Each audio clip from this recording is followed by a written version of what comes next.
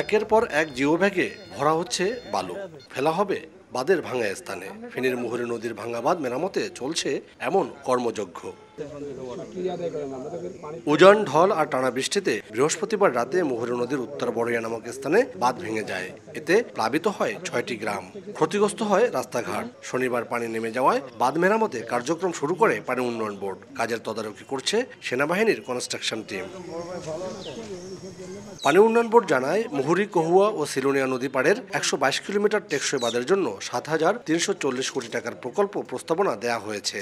ভাঙন কবলিত স্থানটিতে আমরা জিও ব্যাগ, জিও টিউব এবং অন্যান্য সরঞ্জাম দিয়ে এটা দ্রুত বন্ধ করার জন্য চেষ্টা করব এবং আমাদের কাজ চলমান আছে।